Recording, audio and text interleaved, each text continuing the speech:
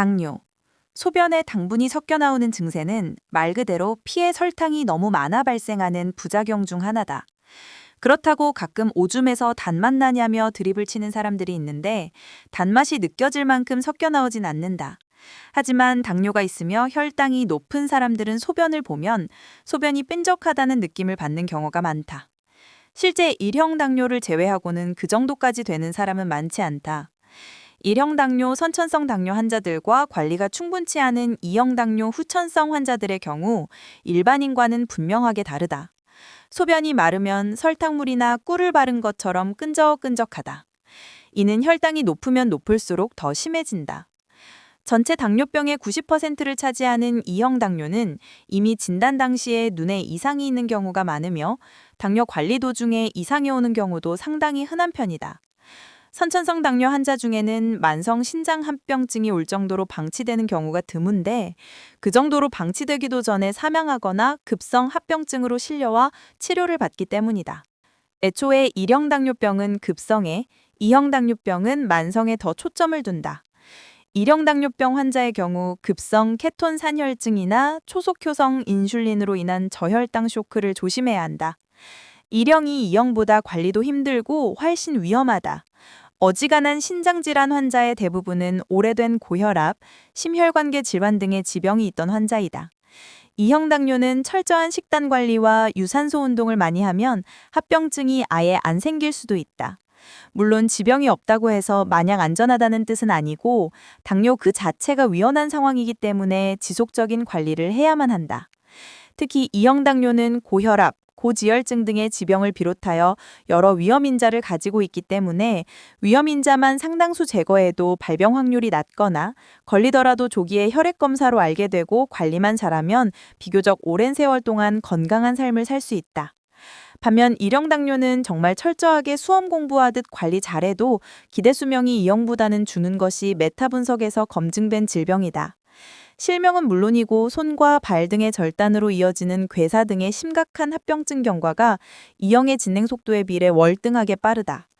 애당초 그럴 수밖에 없는 것이 2형 당뇨는 대부분 신체적 노화로 인해 오는 질병으로 관리 정도에 따라 혈당이 망가지는 속도가 천양지차로 갈리고 무엇보다 관리만 잘하면 위험 수치까지 도달하더라도 정상 수치로 내려오는 경우가 많은 반면 1형 당뇨는 애당초 혈당 관리 능력 자체를 완전히 상실한 불치병으로 일단 한번 발생할 시 혈관이 망가지는 속도를 늦추려면 철저한 관리가 필요하다.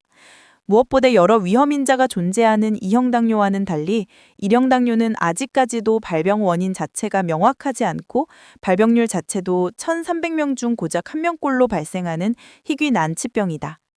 그렇지만 연속 혈당 측정기 같은 장비를 쓰며 인슐린 주사 및 식이 조절을 적절히 하며 관리하면 정상적인 삶을 영위할 수도 있다. 관리를 잘 못할 경우에는 신체의 일부를 절단하거나 실명하게 되는 고통스러운 합병증이 맞이하게 된다. 당뇨병 치료는 일반적으로 병 자체를 완치시켜서 발병 이전으로 되돌리는 방식이 아니며 인간의 가장 기본적인 욕구인 식욕을 다스리고 끊임없이 운동을 해야 하니 관리하기가 매우 힘들다. 몇 주 먹고 싶은 거 안 먹는 수준이 아니라 걸린 순간부터 평생을 관리해야 하니 당연히 지키기 힘들고 고통스럽다. 또 관리가 잘 돼도 안심하는 순간 지금까지의 노력이 수포로 돌아가는 경우도 있다. 그나마 2형 당뇨에 한해서는 얼마간 당뇨 관리가 안 되었더라도 다시 관리하면 좋아질 수 있다. 그러나 계속 관리하지 않으면 최종적으로 다발성 장기부전이나 만성 신부전으로 끝내 사망하게 된다. 당뇨병은 창자에서 소화, 흡수되거나 간에서 합성된 포도당을 췌장에서 분비되는 호르몬인 인슐린을 통해 글리코겐으로 전환, 세포에 저장해두는 과정이 지연 혹은 정지되어 혈액에 포도당이 지나치게 누적되고 소변으로 대량 유출되는 병을 말한다. 중증 당뇨는 식후에 포도당의 농도에 따른 혈액의 점성도가 극단적으로 치솟아 수시로 모세혈관이 막히고 혈류장애로 안구, 신장, 구강, 손과 발 등의 세포가 쉽게 괴사한다. 또 공복 시에는 당분을 저장하는 능력이 떨어져 소변으로 배출하므로 혈당 쇼크가 일어날 수 있다. 높은 혈당은 전신의 혈관과 조직을 손상시키기 때문에 합병증을 유발하며 가벼운 수준의 당뇨병조차 다양한 질병의 발병률을 통계적으로 유의미하게 상승시키므로 위험한 대사질환으로 꼽힌다. 인슐린의 분비가 정상적으로 이뤄지지 않는 당뇨를 일형 당뇨라고 하며, 인슐린이 정상적으로 분비가 됐지만 수용체에 문제가 생겨 작용 효과가 떨어지는 것을 이형 당뇨라고 한다. 1과 2형 당뇨는 혈중 포도당 농도, 혈당 수치가 높아지는 결과는 동일하나 발병 메커니즘은 별개의 질환으로 볼 수 있을 만큼 확연한 차이를 보인다. 원인. 당뇨병의 원인은 1형인 경우와 2형인 경우가 크게 다르다. 1형의 경우 유전적 소인에 의한 선천적 분비 능력 부족이 주 원인으로 규명되었다. 반면 2형의 경우는 생활습관병, 성인병이 큰 비중을 차지한다. 특히 과다한 양의 탄수화물을 섭취하는 액상당 등의 정제당 과다 섭취하는 식단 습관, 비만, 운동 부족 등의 생활, 습관적인 요인이 발생률을 크게 높인다는 연구 결과를 다수 확인할 수 있다. 1형 당뇨는 인슐린 분비 자체가 되지 않는 경우다. 주로 췌장의 인슐린 분비 세포의 알 수 없는 원인으로 인해 면역 체계가 세포를 공격해 췌장의 기능을 망가뜨리는 자가 면역 질환의 결과로 나타나는 경우가 흔하다. 2형 당뇨는 인슐린 분비는 정상적으로 되나 인슐린 수용체들이 제 역할을 못할 만큼 망가져서 세포가 인슐린을 못 받아들이는 인슐린 저항성이 문제인 질병이다. 이것은 200만 년간 기아를 극복하고 생존하기 위해 혈당을 유지할 능력이 뛰어난 인류가 살아남았는데 수백 년 만에 설탕과 액상당 등의 탄수화물이 홍수처럼 급격히 늘어난 현대 식단에 적응을 하지 못해서 생긴 질환으로 추측된다. 문제가 되는 현대 식단으로는 액상당 등의 당이 과다 섭취, 비만, 운동 부족 등을 꼽을 수 있다. 중국과 일본에서는 탄수화물인 흰쌀밥이 원인 중 하나로 지목되기도 한다. 술은 혈당에 교란을 가져온다. 당도 높은 것을 많이 또는 자주 먹을수록 우리 세포들에 붙은 인슐린 수용체들은 당분을 해포에 저장하기 위해 더 많은 일을 해야 한다. 이때 수용할 수 있는 한계를 넘어선 당분을 계속해서 처리해야 할 경우 인슐린 수용체들이 소모되어 망가져 버리는 것이다. 체내 혈당 변화의 폭이 크고 잦은 것이 당뇨 발병의 직간접적인 원인이 된다고 볼 수 있다. 여기서 당도 높은 음식이란 꼭 과자에 든 설탕이나 음료에 든 액상당에 제한되지 않는데 탄수화물 등 소화되어 당분이 되는 음식이나 과일 등 당도가 높은 신선식품도 혈당치를 크게 올릴 수 있기 때문이다. 혈당 스파이크는 당뇨병과 밀접한 연관이 있다.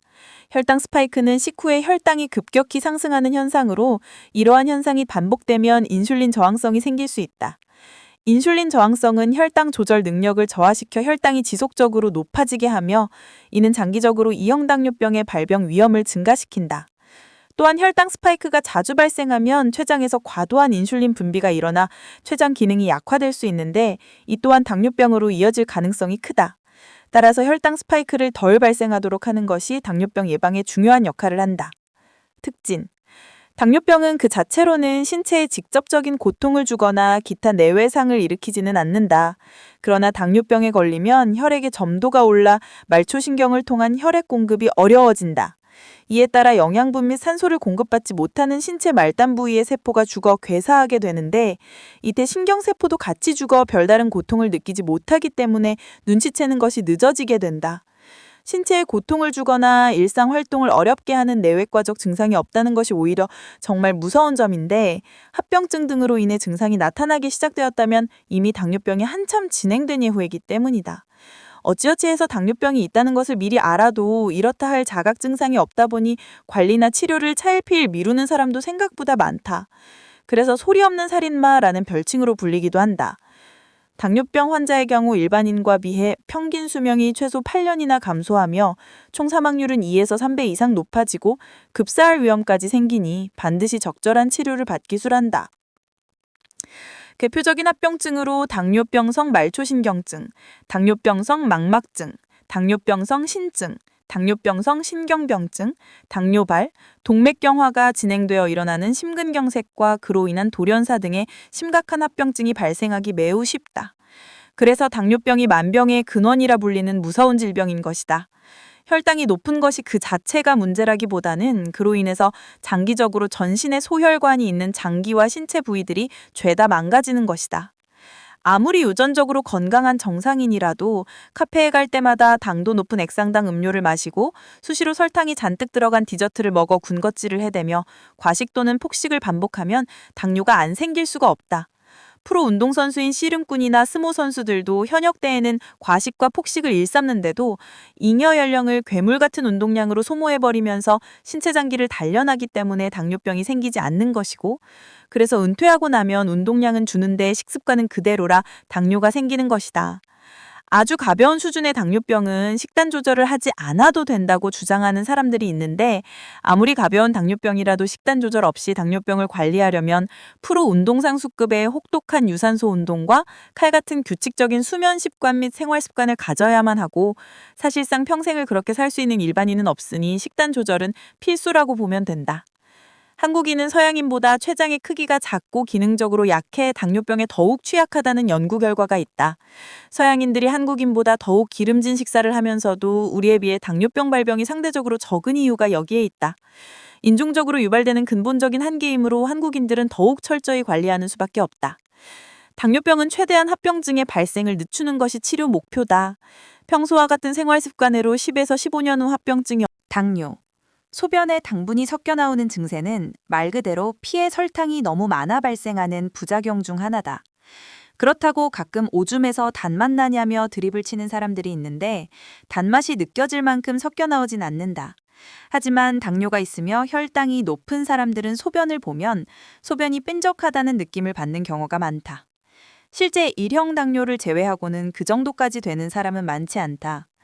1형 당뇨, 선천성 당뇨 환자들과 관리가 충분치 않은 2형 당뇨, 후천성 환자들의 경우 일반인과는 분명하게 다르다. 소변이 마르면 설탕물이나 꿀을 바른 것처럼 끈적끈적하다. 이는 혈당이 높으면 높을수록 더 심해진다. 전체 당뇨병의 90%를 차지하는 2형 당뇨는 이미 진단 당시에 눈에 이상이 있는 경우가 많으며, 당뇨 관리 도중에 이상이 오는 경우도 상당히 흔한 편이다. 선천성 당뇨 환자 중에는 만성 신장합병증이 올 정도로 방치되는 경우가 드문데, 그 정도로 방치되기도 전에 사망하거나 급성 합병증으로 실려와 치료를 받기 때문이다. 애초에 1형 당뇨병은 급성에, 2형 당뇨병은 만성에 더 초점을 둔다. 1형 당뇨병 환자의 경우 급성 케톤 산혈증이나 초속효성 인슐린으로 인한 저혈당 쇼크를 조심해야 한다. 1형이 2형보다 관리도 힘들고 훨씬 위험하다. 어지간한 신장질환 환자의 대부분은 오래된 고혈압, 심혈관계 질환 등의 지병이 있던 환자이다. 2형 당뇨는 철저한 식단 관리와 유산소 운동을 많이 하면 합병증이 아예 안 생길 수도 있다. 물론 지병이 없다고 해서 마냥 안전하다는 뜻은 아니고, 당뇨 그 자체가 위험한 상황이기 때문에 지속적인 관리를 해야만 한다.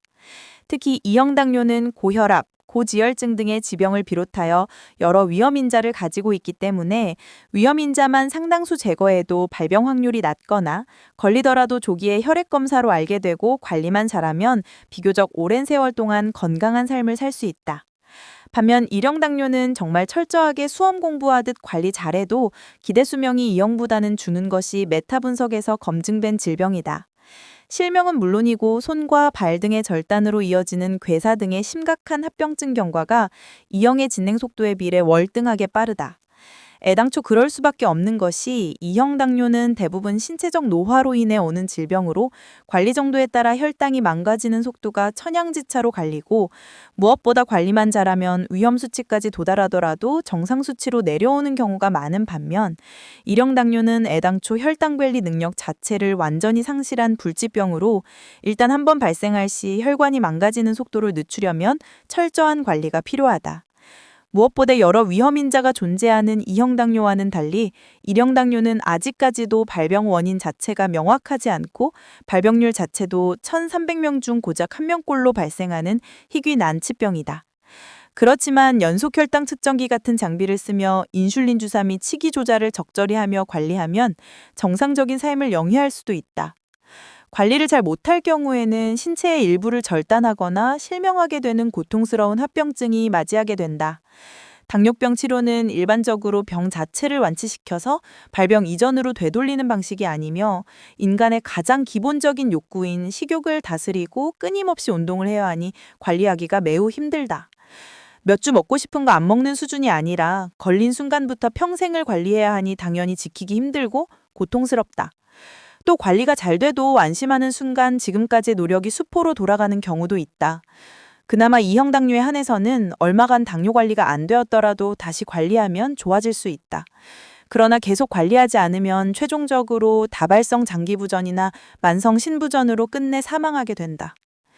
당뇨병은 창자에서 소화, 흡수되거나 간에서 합성된 포도당을 췌장에서 분비되는 호르몬인 인슐린을 통해 글리코겐으로 전환, 세포에 저장해두는 과정이 지연 혹은 정지되어 혈액에 포도당이 지나치게 누적되고 소변으로 대량 유출되는 병을 말한다.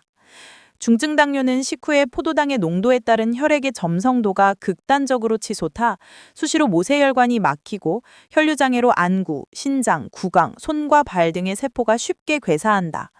또 공복 시에는 당분을 저장하는 능력이 떨어져 소변으로 배출하므로 혈당 쇼크가 일어날 수 있다.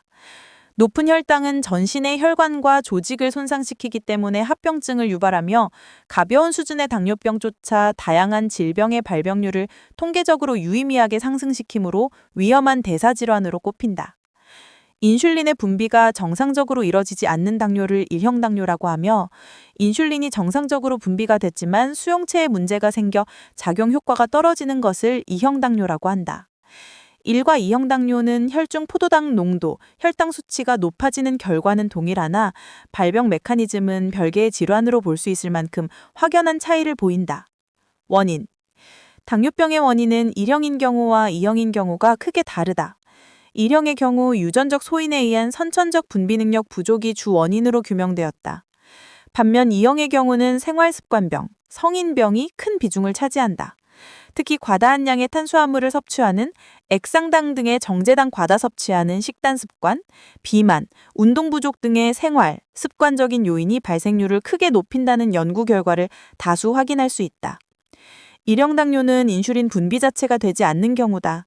주로 췌장의 인슐린 분비 세포의 알 수 없는 원인으로 인해 면역 체계가 세포를 공격해 췌장의 기능을 망가뜨리는 자가 면역 질환의 결과로 나타나는 경우가 흔하다.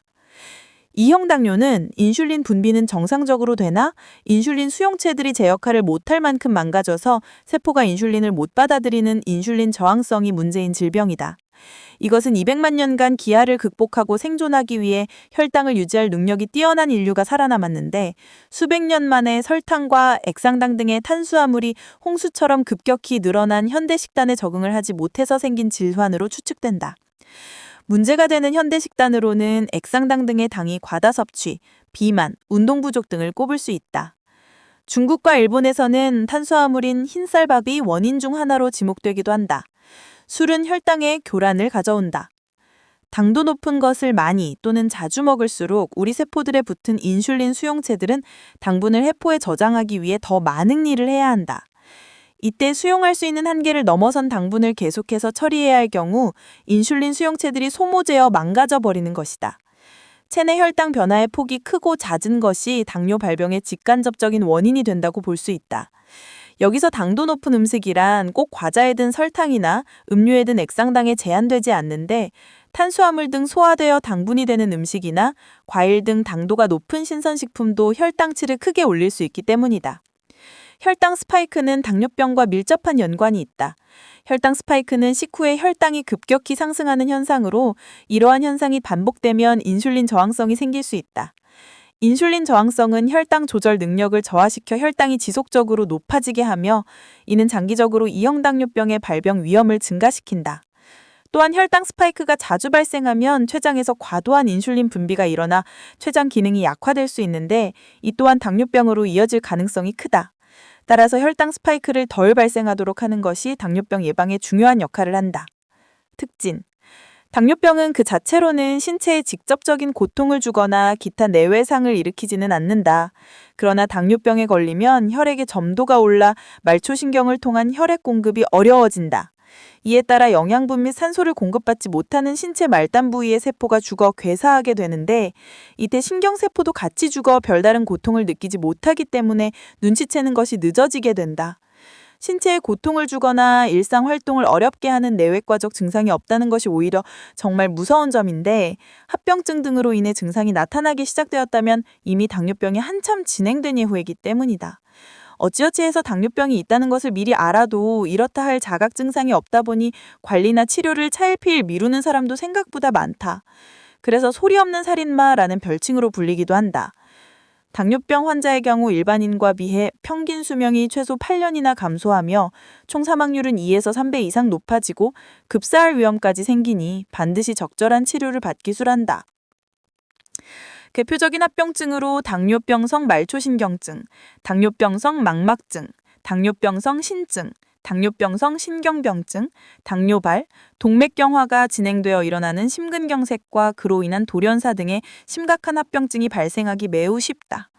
그래서 당뇨병이 만병의 근원이라 불리는 무서운 질병인 것이다.